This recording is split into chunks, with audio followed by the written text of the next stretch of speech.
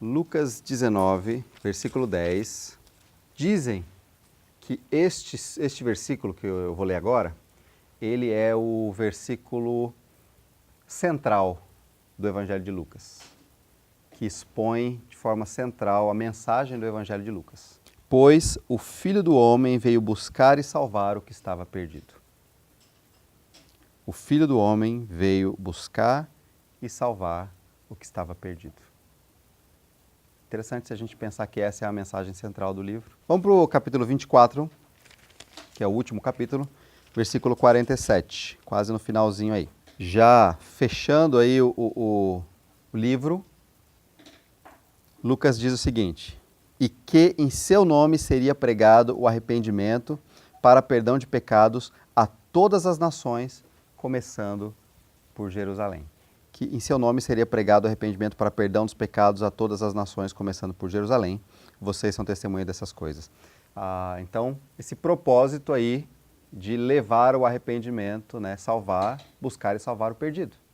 Ok? Então, Lucas tem essa ideia que eu acho bem interessante. Você pode voltar lá para o capítulo 1 agora. Um pouquinho rapidamente sobre Lucas. Lucas, de forma bem resumida, Lucas ele era médico, tá bom? Então ele tinha bastante estudo. Ele era alguém que tinha, vamos dizer assim, ele era bem culto, ele era bem formal, ele tinha bastante conhecimento, tá? E ele também não era judeu, ok? Ele era alguém, possivelmente grego, mas ele não era judeu. Nós não sabemos exatamente de onde ele era, mas ele não era judeu. Por que eu estou dizendo isso? Ele andou com Paulo, ele se converteu e andou com Paulo boa parte das viagens missionárias, né? Por que é interessante a gente pensar nisso? O Evangelho de Lucas é um evangelho que ele é focado para gentios, para pessoas que não são judeus. Tá? Ele é focado para os gregos. Então, ele explica alguns termos normais do judaísmo, tá? Coisas que os outros evangelhos não fazem, porque ele é um evangelho que ele foi direcionado para pessoas que não são judeus. O Evangelho de Lucas ele foi escrito, dizem, aproximadamente aí, perto do ano 60 depois de Cristo. O que significa o ano 60 depois de Cristo? Se Cristo morreu com seus 33 anos, mais ou menos, o ano 60 significa 20 e poucos anos depois, tá? 27 anos depois, mais ou menos por ali. Então, imagina que são 27 anos de igreja, porque assim que Jesus subiu aos céus, a igreja iniciou, né? Poucos dias ali depois, meses, e a igreja foi iniciando. Aqui, quando o Evangelho foi escrito, tinha aí mais ou menos 20 anos de igreja, a igreja cristã existindo. E tanto é que essa igreja já tinha alcançado pessoas que não eram judeus, o próprio Lucas, né? Já tinha ido para toda a região do Império Romano, que não eram só de judeus, a parte mais de cima ali do mapa, que não são judeus, né? Então é interessante a gente pensar nisso, a gente começar a perceber isso. O desejo dele, de fato, era explicar algumas coisas que a gente vai ver aqui já já. Ele mostra Jesus como o homem perfeito, o homem ideal. Significa que ele quer mostrar para os gregos que Jesus, ele era 100% homem, sem deixar de ser Deus, ele fala sobre isso também. Mas ele enfatiza o fato de que ele é homem. Por quê? Porque os gregos tinham a crença de que os filhos de deuses, eles não eram totalmente homem. Eles tinham muitas falhas, os filhos dos deuses. Eles tinham os pecados deles, tá bom? O que Lucas quer mostrar aqui é que Jesus é totalmente homem, é o Filho de Deus perfeito. O único que poderia nos salvar. Então ele é esse que vem trazer a salvação, ok? E quem pode trazer a salvação. Então esse é o objetivo aqui de Lucas mostrando um pouquinho sobre quem é Jesus. E ele vai mostrar que Jesus ele veio inaugurar uma nova raça. Uma raça diferente, né? Que não está mais escrava ao pecado. Ele vem mostrar, Lucas mostra também Jesus como um irmão mais velho que ampara e traz. E ele mostra Jesus como aquele que pode nos resgatar. Então, ele vem trazer essa imagem de Jesus para nós, tá bom? Tanto o livro de Lucas quanto o livro de Atos, eles mostram um caminhar. O que significa? Significa que ele começa aqui e termina lá. Ele começa aos arredores ali de Jerusalém e ele termina em Jerusalém. Aí ele vai mostrando tudo o que eles fizeram para chegar em Jerusalém, onde Jesus foi preso. No livro de Atos, ele começa em Jerusalém até chegar a Roma. Então ele está mostrando como a mensagem do reino de Deus, do Evangelho, saiu dali e chegou até Roma. Ok? Só para a gente ter essa amplitude. E Roma, entendendo, era a capital do Império Romano. Quer dizer que o Evangelho, para chegar em Roma, ele atingiu todo o Império Romano. O Evangelho cresceu. E é isso que ele mostra em Lucas e Atos. Ok? Então, o reino de Deus, a mensagem do reino de Deus cresceu. Por isso, então, Lucas ele é o mais preciso nas datas, na geografia, quando ele cita um lugar. Ele é mais preciso nisso, porque ele quer mostrar esses fatos de forma real. Eu queria ler com vocês, então, o capítulo 1, versículos de 1 a 4. Muitos já se dedicaram a elaborar um relato dos fatos que se cumpriram entre nós, conforme nos foram transmitidos por aqueles que desde o início foram testemunhas oculares e servos da palavra. Eu mesmo investiguei tudo cuidadosamente, desde o começo, e decidi escrever-te um relato ordenado, ó excelentíssimo Teófilo, para que tenhas a certeza das coisas que te foram ensinadas. Essa introdução ela é muito legal. Os detalhes aqui do que moveu Lucas a fazer isso, a gente sabe que ela é palavra de Deus, porque a Bíblia diz que é palavra de Deus.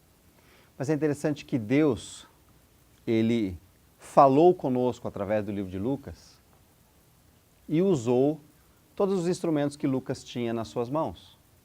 Então, ele diz que ele fez pesquisa. Ele ouviu o que algumas pessoas que tinham sido testemunhas oculares da vida de Jesus, investigou cuidadosamente tudo desde o começo, foi atrás. Lucas não estava presente na vida de Jesus. Talvez ele já estivesse vivo, mas ele não estava acompanhando o que estava acontecendo na vida de Jesus em Jerusalém, né? Ali nos arredores. Mas ele fala, eu pesquisei, eu investiguei, eu ouvi testemunhas que estavam lá, eu conversei e eu cuidadosamente, é legal essa expressão, cuidadosamente vi desde o começo e decidi escrever um relato ordenado. Então, propósito, né, de Lucas aqui, ele vai falar já já, mas é bem interessante que ele fala, eu busquei informações de gente que estava ali, confirmei isso, fui detalhista, fui cuidadoso ao fazer isso. Para que eu pudesse te apresentar, ó Teófilo, Teófilo é uma pessoa, para que eu pudesse te apresentar o relato de forma ordenada, certinho.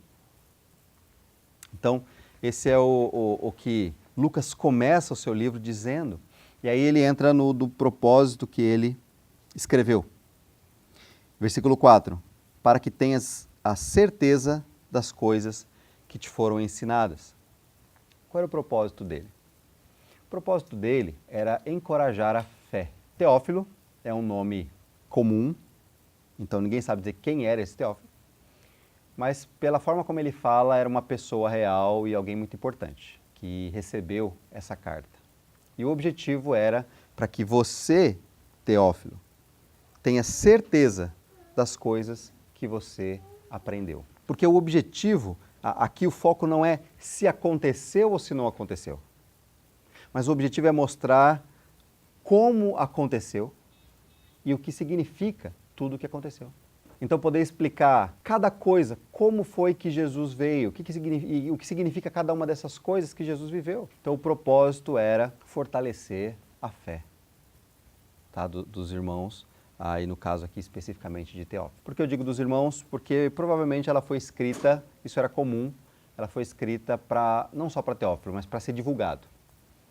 Como Teófilo era alguém importante, geralmente ele provavelmente tinha a responsabilidade de pegar essa carta e publicá-la. Ele está escrevendo para Teófilo, mas provavelmente o foco é muito maior.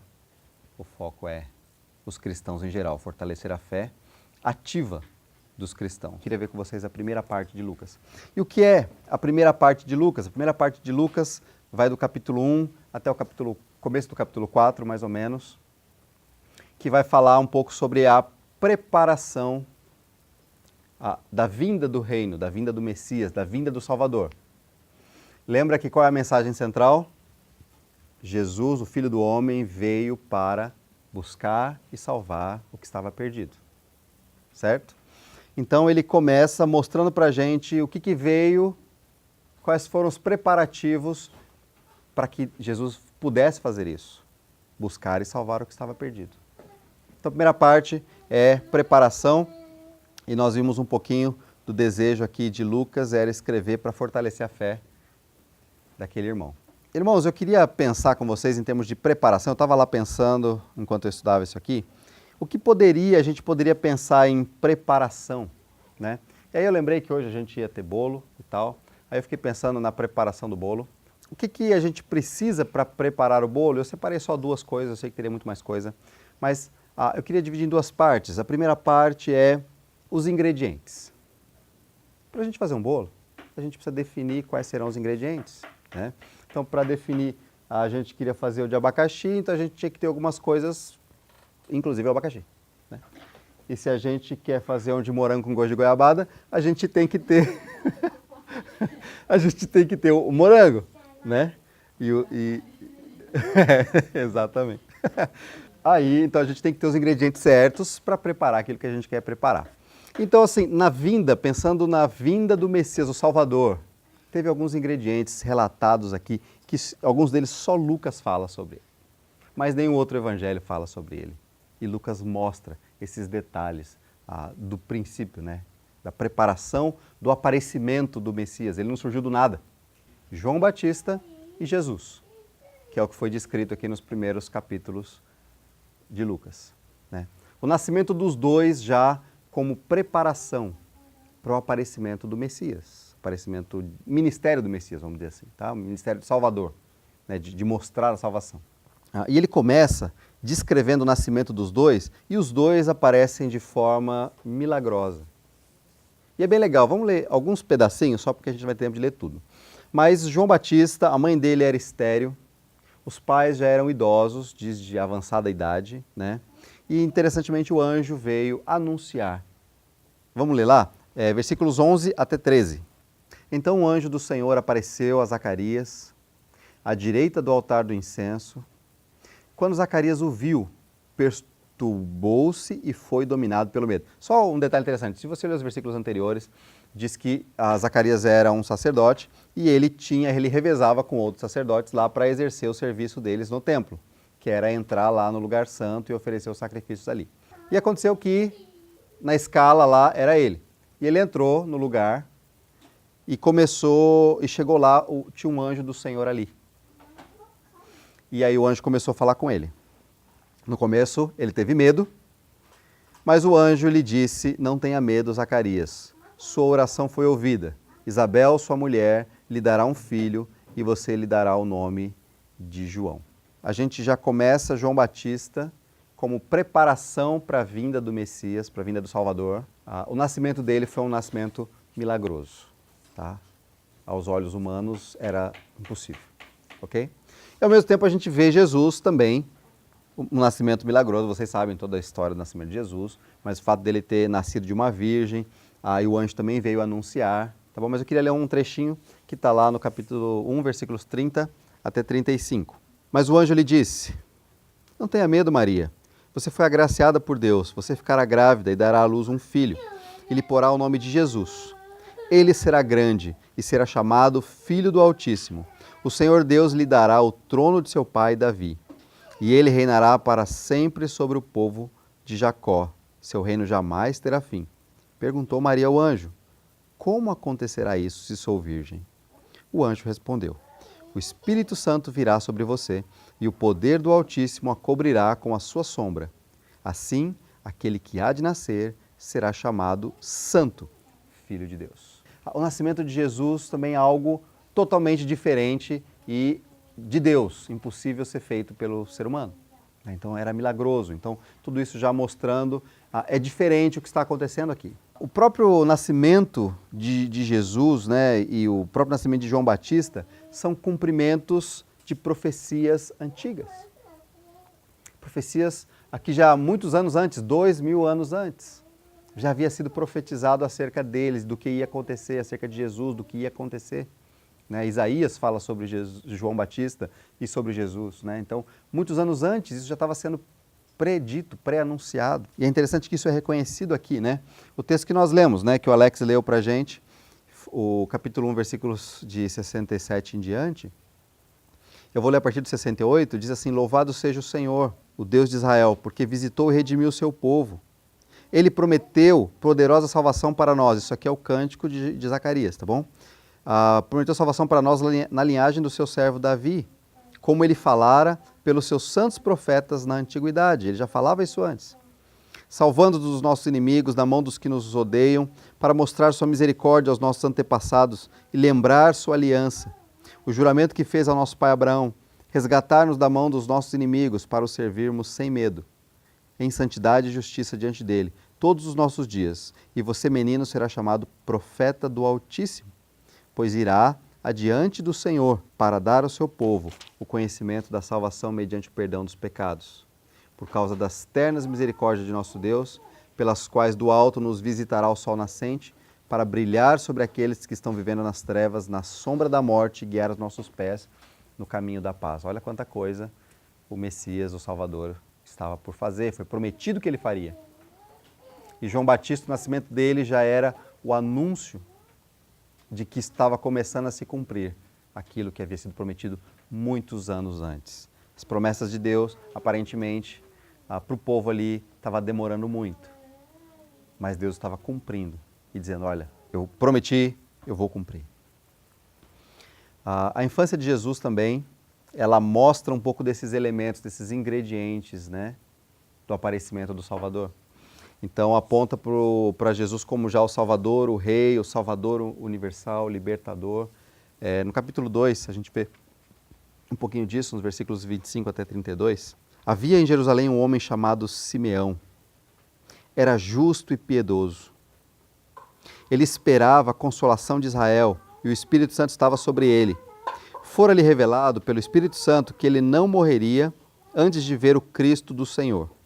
Movido pelo Espírito, ele foi ao templo. Quando os pais trouxeram o menino, Jesus, para lhe fazerem o que requeria o costume da lei, Simeão o tomou nos braços e louvou a Deus, dizendo, ó soberano, como prometeste, agora podes despedir em paz o teu servo, pois os meus olhos já viram a tua salvação que preparaste à vista de todos os povos, luz para a revelação aos gentios e para a glória de Israel, teu povo. Olha que tremendo esse trecho. Tenta imaginar a situação.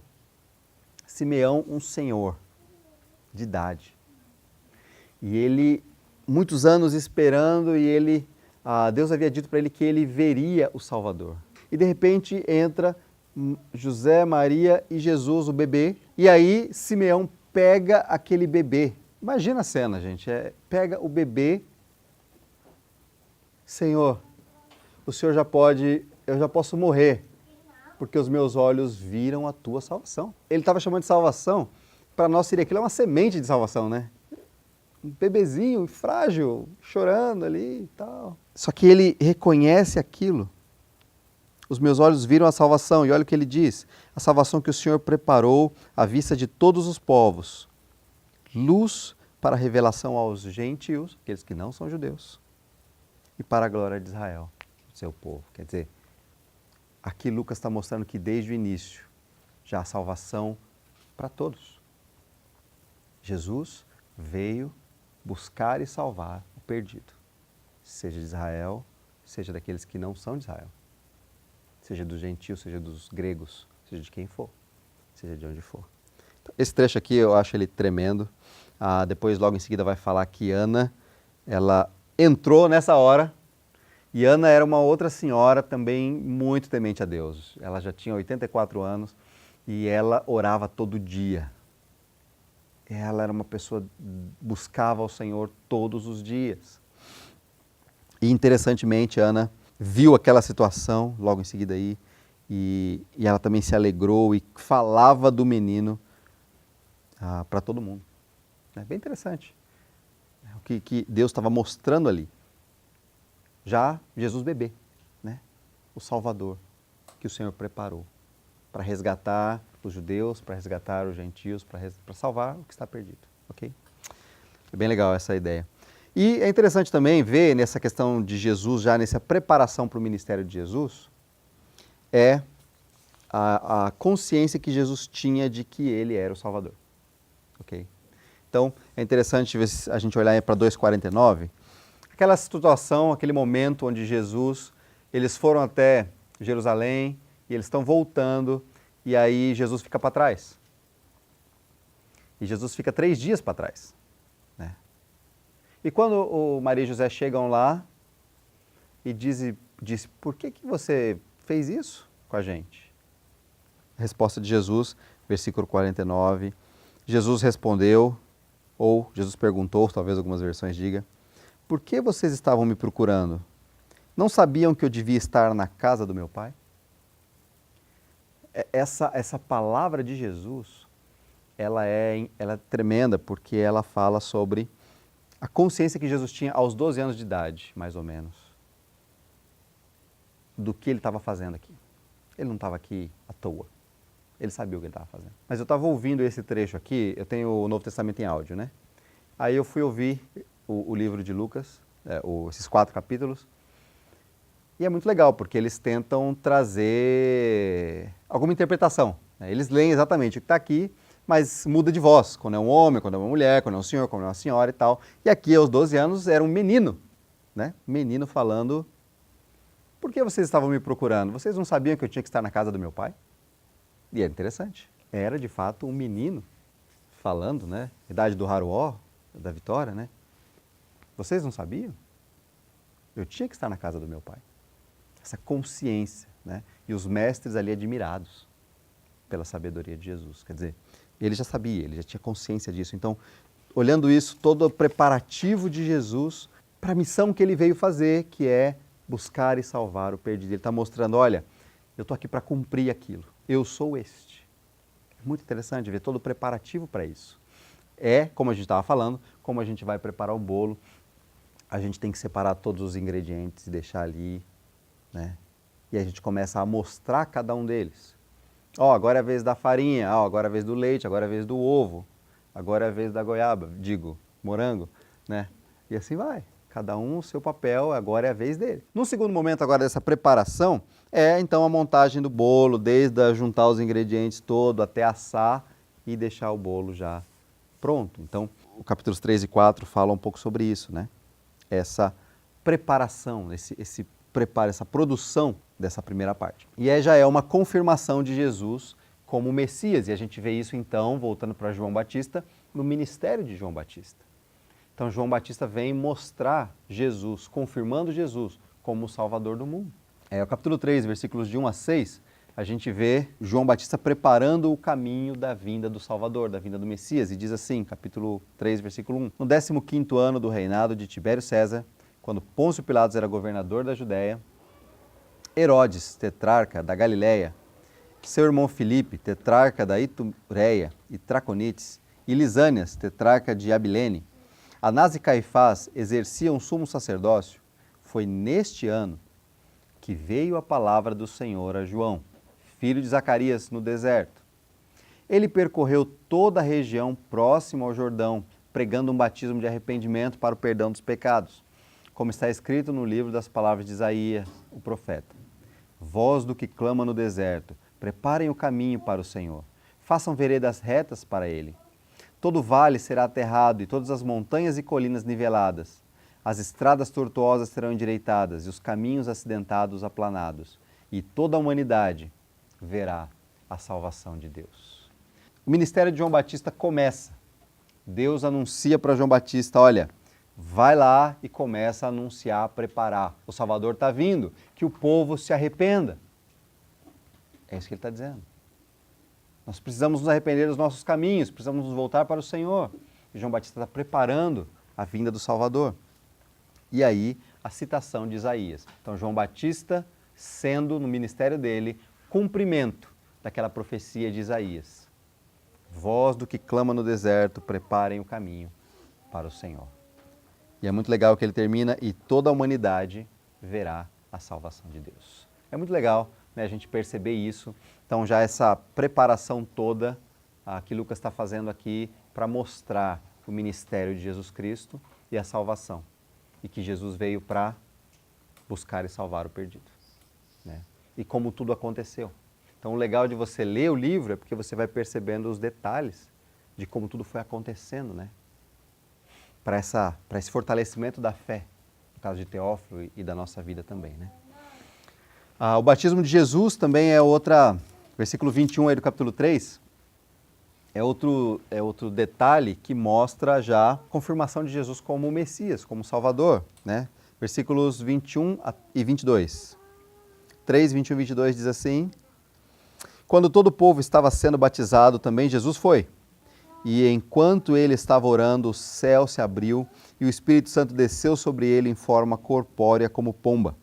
Então veio do céu uma voz: Tu és o meu filho amado, em ti me agrado. Não, ele já vai direto ao ponto. Jesus foi batizado junto com a multidão. E quando Jesus foi batizado, algo diferente aconteceu, que era a confirmação que Jesus era o Salvador. A Trindade apareceu ali.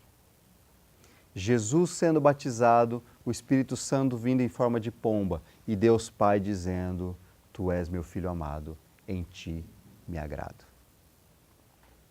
A Trindade mostrando e confirmando, né? Este é o Filho de Deus que veio e tem uma missão. Ok?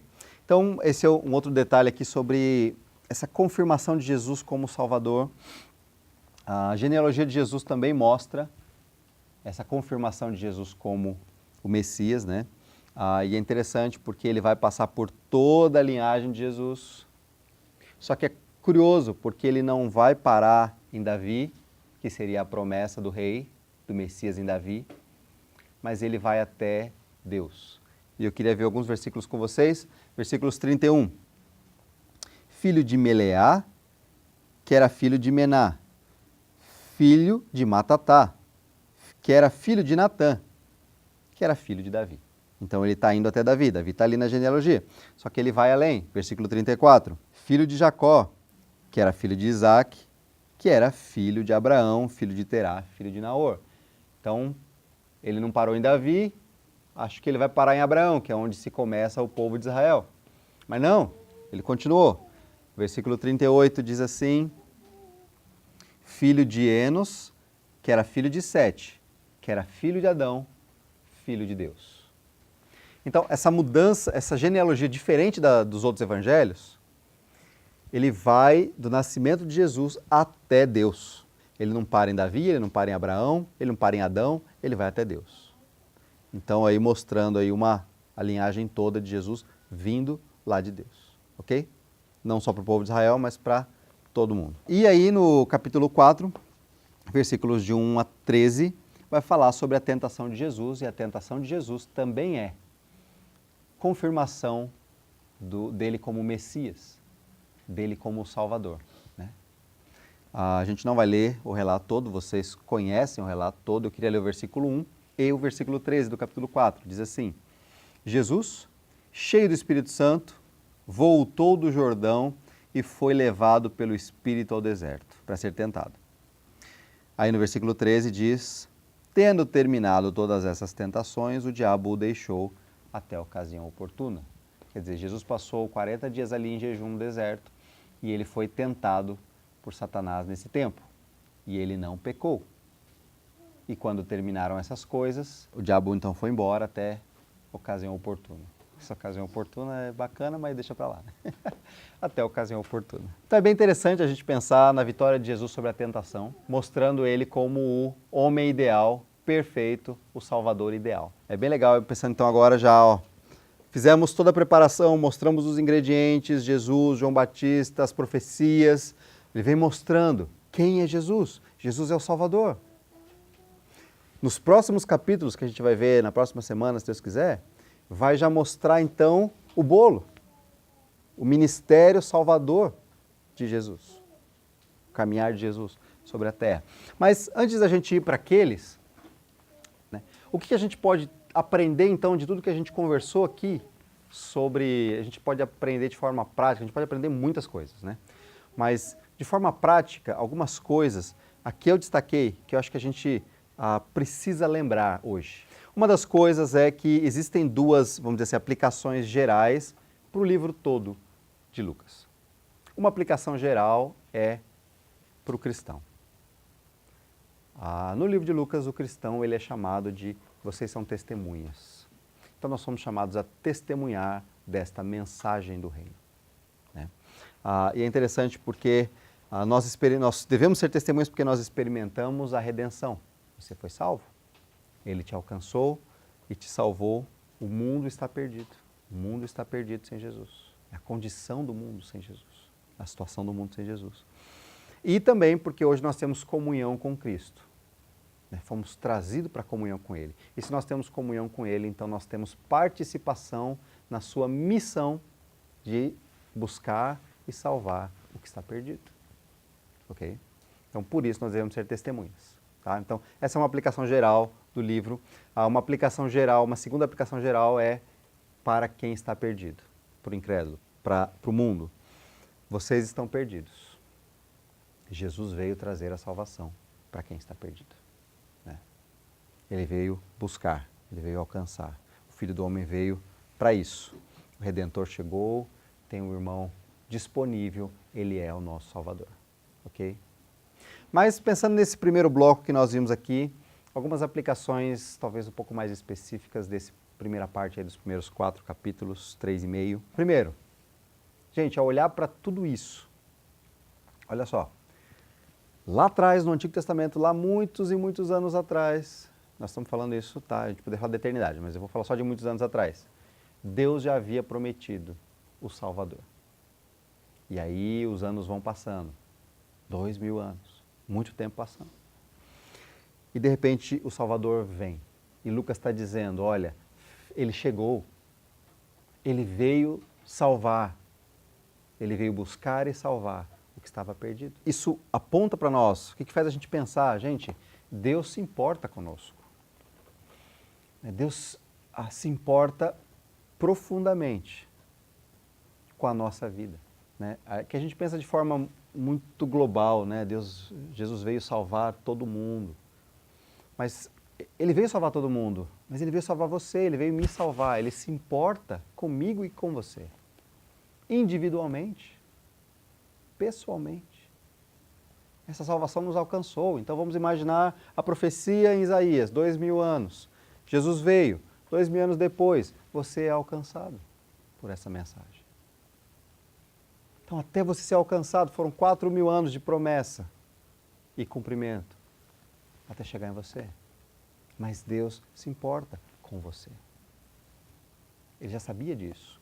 E aí, se Deus se importa tanto assim, gente, seja lá qual é a fase da vida que você está vivendo. Se é uma fase difícil, se é uma fase boa, se é uma fase alegre, não importa. Deus se importa com você. É isso que a gente precisa lembrar. Olha como foi todo esse preparativo para a vinda do Messias. Do mundo, da história do mundo. Gente, o certo, eu vou dizer para vocês, o certo seria eu começar do Antigo Testamento. Mas aí ia levar bastante tempo. Mas eu poderia, ao invés de começar do Antigo Testamento, começar dos 400 anos de silêncio, que são 400 anos antes de começar o Novo Testamento. Como Deus moveu todas as situações para a chegada do Messias e a pregação do Evangelho. Mas vocês podem ler sobre isso, é rápido, vocês leem lá depois. Eu preferi entrar direto no Evangelho. Mas olhando para isso aqui, olhando para esses detalhes aqui que Lucas descreve de forma ordenada, o relato da vida de Jesus e o propósito, né, como ele veio buscar e salvar a gente, como ele se importa, né, ele se importa mesmo. Uma segunda aplicação para a gente é, Deus cumpre as suas promessas. Pode parecer que está demorando, né? Pode parecer por 2000 anos, sei lá, né? Pode parecer que está demorando, mas Deus cumpre as suas promessas, então a gente tem que lembrar disso, tá bom? E nós temos nas Escrituras muitas promessas que Deus fez para nós. Né? Por exemplo, eu gosto muito sempre de lembrar que é o fato de que Jesus prometeu que estaria conosco todos os dias até a consumação dos séculos. Gente, se Ele prometeu, então onde Ele está? Conosco todos os dias até a consumação do século. Entende? Eu preciso lembrar disso.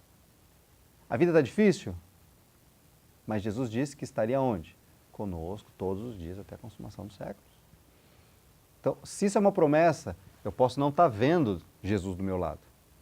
Pode estar tudo difícil na minha vida, eu posso estar sofrendo. Ainda assim, Jesus cumpre a sua promessa. Deus cumpre a sua promessa. Ele está ali. Pode não parecer que está ali. Eu posso não estar sentindo que está ali, mas eu tenho que crer que Ele está ali. Porque Ele disse que estaria ali. E se Ele não mente, Ele está. Outra promessa interessante é a questão do céu, né? Salvação. Ele prometeu isso. Então, a libertação que nós teremos do pecado completamente, né, do mal, o relacionamento próximo, íntimo com Ele, promessas. Temos que lembrar disso, que Ele prometeu e Ele cumpre. Outra coisa interessante para a gente pensar, para a gente aplicar aqui, é confiar na direção da palavra de Deus.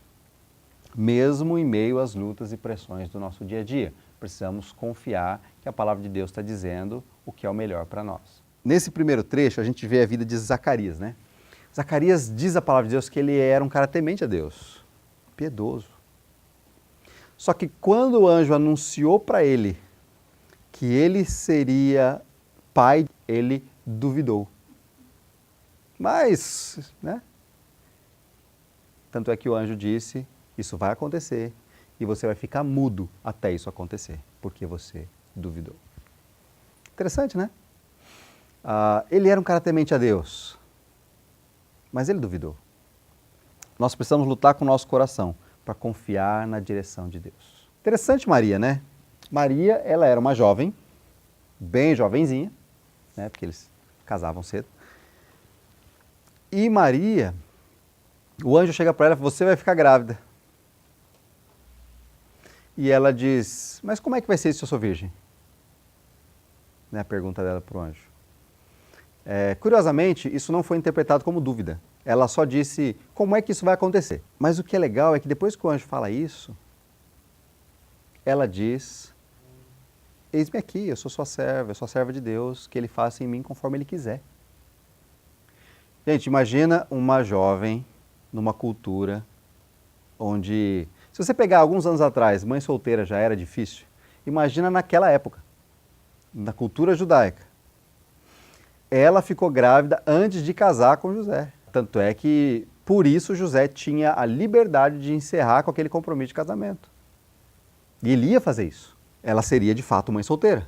Por quê? Porque ela traiu o compromisso com José. Maria não fala, mas espera aí, Senhor, o que vão pensar de mim? Ela não falou isso em momento algum. Ela disse, eis-me aqui, sou sua serva. É até bem interessante ver alguns detalhes desses, né? Confiar na palavra e na direção de Deus, aquilo que Deus está fazendo, né? Deus está dizendo, gente, pode não ser o mais gostoso, pode não ser o melhor, mas Deus está dizendo, pode não ser o melhor, entre aspas, tá? Pode não ser o melhor do que eu acho que é o melhor para mim, né? Mas Deus está dizendo, é o melhor para mim. Ele sabe o que é. Então eu tenho que confiar nessa direção de Deus. E eu não estou falando de direções místicas aí, não. Estou dizendo da palavra de Deus. Deus disse aqui, tem muita coisa que Deus disse aqui. Eu tenho que confiar nisso. Se eu confiar nisso e direcionar minha vida pelas Escrituras, vai tudo bem. Ainda que as circunstâncias não vão tudo bem, mas vai tudo bem, porque é isso que Deus quer. Ok? Então, preciso confiar na direção da palavra de Deus. E, irmãos, nós precisamos ser servos fiéis. E a gente olha para alguns aqui. A gente vê Maria e José. Maria, nesse contexto que eu acabei de explicar, ela era temente a Deus. José era temente a Deus, tanto é que, mesmo ele acreditando que Maria tinha traído ele decidiu, a gente não vê aqui, né, mas a gente vê em outros evangelhos, que ele decidiu romper o compromisso com ela em segredo, para que não fosse tão exposto assim, né? Para que ela não fosse tão humilhada, vamos dizer assim. Então ele ia terminar porque, né, ela traiu, mas ele ia fazer isso secretamente. Quer dizer, ele mostra aí um cuidado, né? Alguém que temia Deus. E quando o anjo aparece para ele e diz, José, não tenha medo de receber ela como esposa, ele não ficou pensando, Senhor, mas o que vão pensar de mim? Ele simplesmente, ok, e segue a vida. Então você vê Maria e José, servos fiéis que conheciam a palavra, eles esperavam em fé a vinda do Salvador e eles obedeciam a palavra, eles buscavam isso, aquele conhecimento que eles tinham. A vida de Isabel, a vida de Zacarias, como eles eram tementes a Deus. A Bíblia diz que eles eram tementes a Deus. Mesmo Zacarias tendo duvidado naquele momento, a Bíblia diz que ele era um cara piedoso, temente a Deus. Interessante, né? Ele falhou, como a gente falha, mas ele era um cara temente a Deus. Né? E depois ele louva a Deus por ver isso. A gente vê a vida de próprio João Batista, né? Um servo fiel que se dispôs a pregar até mesmo com dureza e morrer jovem. Porque aí, teoricamente, João Batista ele era 6 meses mais velho que Jesus, né? E ele morreu nesse primeiro momento ali do ministério dele, logo uma parte do ministério dele. Então, ele morreu jovem. Por quê? Por aquilo que ele pregava, por aquilo que ele falava, por como ele ensinava. Ok? Então, era alguém fiel, que conhecia a palavra de Deus e esperava em fé e obedecia com dedicação. A gente vê Simeão, né? Aquele que eu falei lá, que ele pegou o bebê no colo e disse, Senhor, agora eu posso morrer. Eu já vi o Salvador. Diferença da fé, da dedicação do homem, né? Daquele homem ali. E Ana, uma senhorinha também firme no Senhor, anos ali buscando o Senhor. E ela vê aquilo e louvar o Senhor pelo cumprimento das promessas. Nós precisamos conhecer a palavra, esperar em fé, confiar no que a palavra diz, obedecer o que a palavra diz. Nós precisamos ser estes servos fiéis, como irmãos nossos, como esses que a gente viu aqui, esses primeiros 4 capítulos. É desafiador para nós. Então, olharmos para o Evangelho de Lucas dessa forma. Jesus, o Filho do Homem, veio para buscar e salvar o que estava perdido. E Ele nos alcançou. Hoje, nós temos um relacionamento com Ele e Ele nos ensina a viver através dos exemplos, através dos desafios aqui que nós vimos. Né? Ele se importa conosco, Ele cumpre as suas promessas, devemos confiar na Sua palavra, na direção que ela dá. Precisamos ser esses servos fiéis, hoje. E nos envolvermos também no ministério de Jesus, na missão de Jesus, que é de buscar e salvar o que está perdido. Então esse é o desafio para a gente nesse primeiro momento, conhecendo um pouquinho do Evangelho de Lucas.